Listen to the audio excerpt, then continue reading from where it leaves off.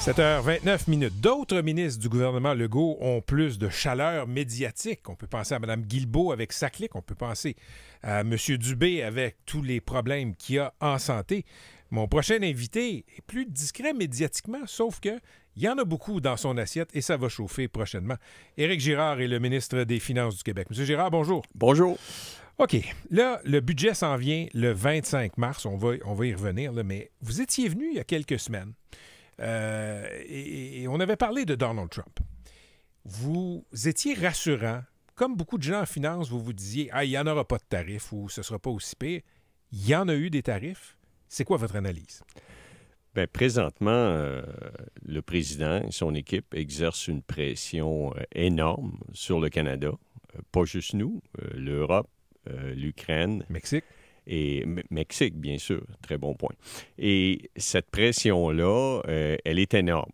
Et puis, et donc, nous, le scénario de base demeure qu'on va s'entendre, qu'il va y avoir une résolution positive, parce que c'est dans l'intérêt de l'ensemble de l'Amérique du Nord. Là. Il y a un espace économique, l'Amérique du Nord, qui fait l'envie du monde.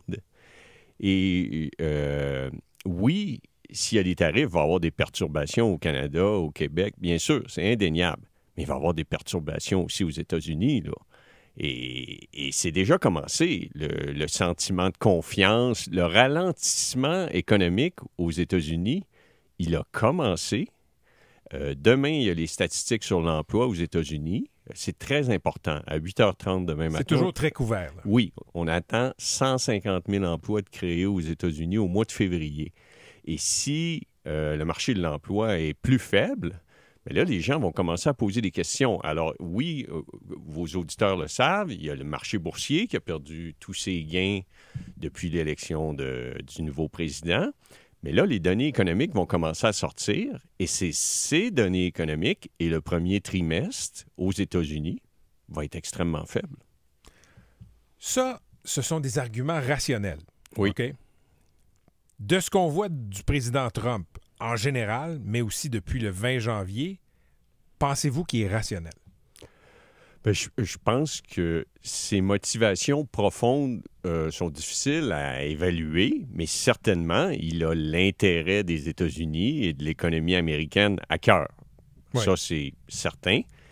Et là, par exemple, le Canada, la relation, le pacte de l'automobile, ça remonte à 1964, l'accord de libre-échange, 1989. C'est dans l'intérêt... L'Amérique du Nord, c'est l'espace économique qui est le plus performant, dont les États-Unis sont le porte-étendard. Alors, il faut faire très attention avec les perturbations aux chaînes d'approvisionnement, à cette intégration économique. Et là, la pression va monter. Ça a commencé avec les marchés boursiers, mais les données économiques vont montrer un ralentissement aux États-Unis, puis les gens n'aimeront pas ça. OK, vous me parlez de l'emploi, puis la projection, c'est que ce ne sera pas bon. Les autres indicateurs économiques qui vont sortir aux États-Unis, là, M. Girard, qui sont susceptibles, disons, de faire voir la lumière à Donald Trump, qu'est-ce qu'il faut surveiller? Le PIB du premier trimestre, là. Le premier trimestre de 2025 lui appartient. Il est en poste et par construction, on sait déjà que les importations ont augmenté parce que les entreprises ont augmenté leurs importations pour prévenir l'imposition de tarifs. Alors ça, les importations, c'est une soustraction à la croissance. Je m'excuse, c'est un peu technique, mais quand vous exportez, c'est positif. Quand vous importez, vous soustrayez. Alors, le premier trimestre aux États-Unis, il ne sera pas bon et ça va exercer une pression. OK. Donc, si je traduis bien, vous êtes optimiste pour la suite des choses? Bien, optimiste. Moi, je suis habitué de gérer des situations difficiles. Nous sommes dans une situation extrêmement difficile. La pression est maximum. Là. Ils ont imposé des tarifs sur l'ensemble des produits et sur la base de critères qui ne tiennent pas debout. La sécurité à la frontière, le fentanyl, puis le gouvernement canadien, le Québec, on a fait des efforts raisonnables pour améliorer la situation et néanmoins, il impose cette pression qui est énorme. Alors là, les négociations vont se poursuivre Et c'est très important qu'on arrive à rejoindre directement le président parce que c'est pas clair que ses conseillers ont l'influence sur lui qu'on voudrait qu'ils aillent. Qu'est-ce que vous voulez dire quand vous dites, donnez-moi un exemple de « faut le rejoindre directement ». M. Trudeau arrive à lui parler, pas toujours facile, mais il le rejoint directement au téléphone. Je pense que c'est important que le prochain premier ministre canadien, puis celui qui sera élu éventuellement, ait accès à M. Trump, quitte à aller jouer au golf avec lui. Là. Au golf. Oui, si on peut, une ronde de golf, ça dure 3h30, 4 heures. Ben, si on passe 4 heures avec lui, peut-être que rendu au 16e trou, il va comprendre que c'est pas dans son intérêt. Vous pensez que ce genre de rapport-là, transactionnel, personnel, face à face, au golf, ça pourrait changer quelque chose dans la relation? Ben, lui, il aime le golf. Là.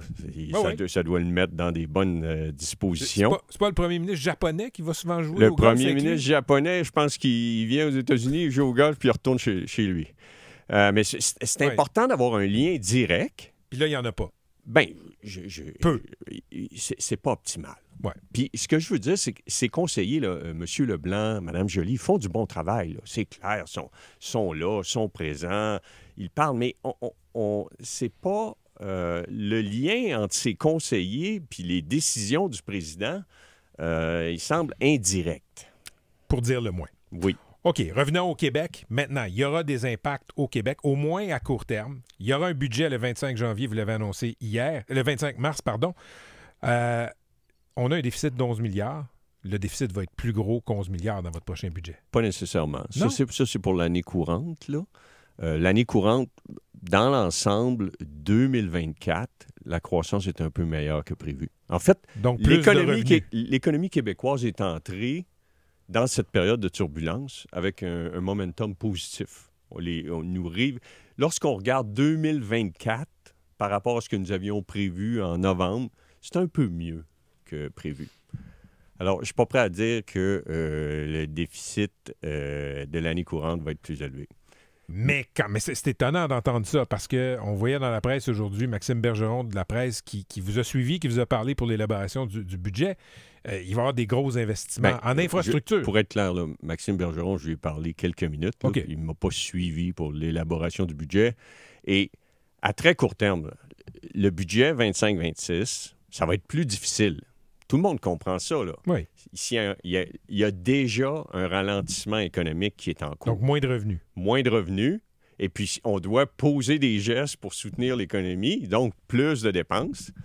Donc, c'est mathématique. Le déficit de 25-26 va nécessairement être plus élevé que si nous n'étions pas dans les conditions dans lesquelles nous sommes. Mais pas forcément plus que celui de l'exercice précédent de 11 milliards. Mais la situation est sous contrôle. Là. On s'en occupe, les finances publiques. Là. J'en parle à tous les jours avec le... pas tous les jours. Mettons 2 fois par semaine avec le premier ministre. On est conscient, la gestion des finances publiques, c'est extrêmement important. Là. On parle de l'équité intergénérationnelle, on parle de la capacité à faire face au vieillissement de la population, changement climatique, être capable de supporter l'économie. Alors, la situation, on la gère. Oui, dans l'immédiat, la situation est difficile. Moins de revenus, plus de dépenses, des déficits plus élevés. OK. Qu'est-ce que vous allez cibler comme dépenses? Parce que ce qu'on voit, là, c'est vraiment, bon, les revenus risquent de baisser, mais on va ouvrir les vannes pour des infrastructures pour stimuler l'économie québécoise. On parle de rénover des écoles, on parle de certains projets d'infrastructures. On peut penser à quoi? Bien, d'abord, je pense qu'il faut vraiment séparer ce qu'on peut faire dans l'urgence, la transition, la destination. Okay? Dans l'urgence, ma collègue, la ministre de l'Économie, a annoncé des liquidités pour les entreprises. Revenu Québec pourrait faire des assouplissements. On a vu au niveau des achats. Okay? Ça, c'est l'urgence. Les contrats gouvernementaux. Ouais. Après ça, il y a la transition. Alors, les infrastructures, l'augmentation des dépenses en infrastructures vise à faire des investissements publics durant la période pour laquelle les investissements privés sont au ralenti.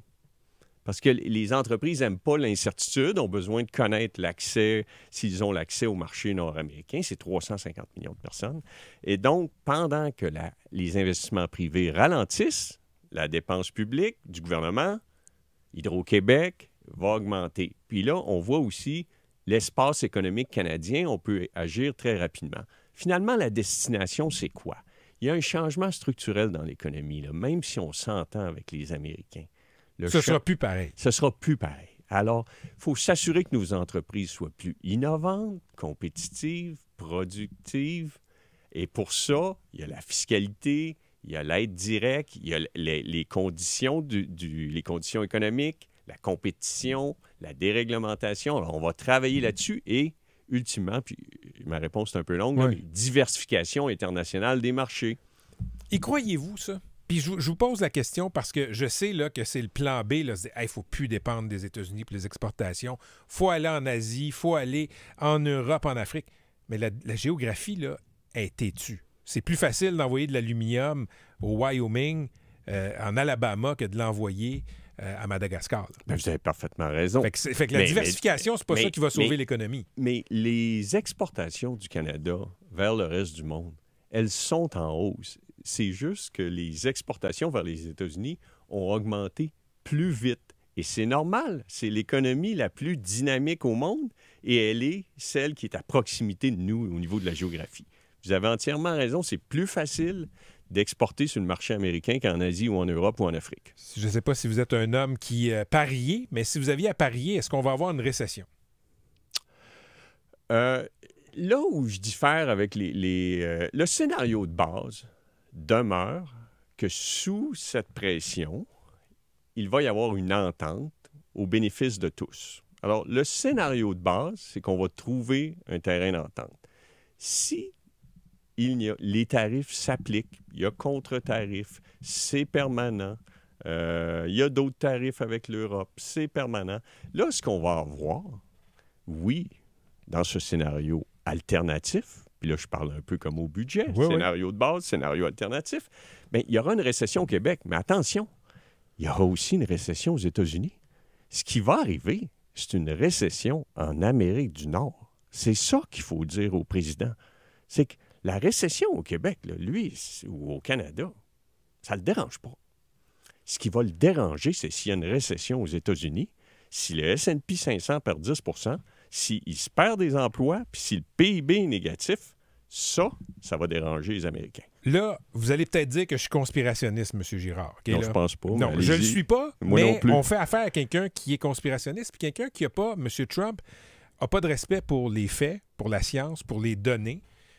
Je commence à voir circuler des préoccupations aux États-Unis qui commencent à jouer avec les données économiques pour envoyer le signal que c'est pas si pire que ça. Est-ce que ça, c'est une crainte? Est-ce que ça, c'est possible?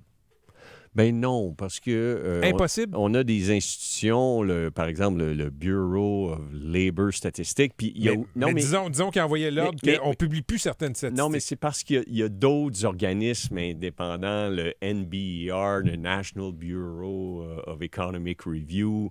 Puis, moi, je suis JP Morgan. La banque publie à chaque semaine un fascicule, ça s'appelle Global Data Watch. Alors, il y a trop de données en temps réel partout pour manipuler les données économiques. Demain, c'est le chiffre d'emploi pour le mois de février aux États-Unis. On attend 150 000 emplois. Ça, c'est pas beaucoup? C'est correct. Justement, c'est correct. Alors, si c'est mieux que 150 000, ça veut dire que l'économie a bien fait au mois de février. Si c'est moins bon, ça veut dire que l'économie ralentit. Donc, on surveille ça demain, 8h30. Écoutez, vous êtes là, puis vous êtes quasiment souriant. J'ai encore envie de vous dire que... Non, mais vous êtes... J'allais vous dire, vous êtes rassurant, mais vous êtes convaincu que Trump va finir par voir la lumière quand les données vont commencer à sortir, puis les Américains vont souffrir. Moi, je suis convaincu que ce n'est pas dans l'intérêt des États-Unis d'imposer des tarifs à leurs partenaires commerciaux principaux, le Mexique et le Canada. Puis le Mexique va les annoncer dimanche, c'est même pas fait encore. Exactement. Eux, ils attendent dimanche parce qu'ils espèrent qu'il va y avoir une résolution d'ici dimanche. Dernière question. Vous êtes le gars qui fait le budget. Ça va sortir le 25 mars. Vous cherchez des millions. Vous cherchez des milliards des fois. Quand je vous dis ça clique, là, oui. Ça vous inspire quoi? Bien, il y a deux choses là-dedans. Il y a le dépassement de coûts. Surtout ça, là? Ben non. Parce que des dépassements de coûts, il y en a, j'en vois à plusieurs endroits. Mais pas de cet ordre-là. Non, mais je veux juste dire, y a le contexte là, où on a eu de l'inflation en 2022, puis on a tous observé des dépassements de coûts autour de nous. Là où c'est différent, cette situation, c'est qu'il n'y a pas eu de service. C'est que les gens ont attendu dehors et que la livraison de services n'était pas là. Puis ça, c'est très important. Là. Une des choses, là, le budget du Québec, c'est quoi? Là? Ça va être l'économie, santé, éducation, finances publiques. Parce que finances publiques, je vous dis, on s'en occupe, on est en contrôle. Santé, éducation, on a investi des sommes colossales en infrastructure, dans nos ressources humaines. On a fait des réformes de gouvernance. Augmentation de salaire. On est rendu à l'efficience, améliorer la livraison de services. Ça se passe déjà en éducation. L'année scolaire présente, la rentrée scolaire s'est passée beaucoup mieux que l'année d'avant. Là, on est rendu, Santé Québec sont arrivés au mois de décembre, on est dû pour des améliorations dans la livraison de services en santé. Puis je parle à M. Dubé fréquemment, puis ça s'en vient. C'est très habile. On est passé de SACLIC aux écoles, mais vous ne devez pas être content quand vous voyez des dépassements de 500 millions à SACLIC, à la Société de l'assurance automobile du Québec. Je veux dire, quand vous croisez vos collègues des transports, là, vous ne devez pas lui donner de félicitations. Là. Mais le premier ministre a dit qu'on allait faire la lumière je comprends. Mais vous, d'un couloir, là. Bien, c'est-à-dire que, comme je vous dis, il y a deux aspects. Il y a le dépassement de coûts, puis il y a l'absence de service. C'est pour ça que c'est un... Pas mal un double punch aux contribuables. C'est pour ça que c'est ce que vous appelez un scandale, puis qu'on aura besoin d'une enquête. Vous ne trouvez pas que c'est un scandale? Bien, c'est scandaleux. Je ne sais pas si c'est ça. Merci, M. Girard. C'est un plaisir. Merci beaucoup. Merci beaucoup. C'était Éric Girard, le ministre des Finances du Québec. Il est 7h40.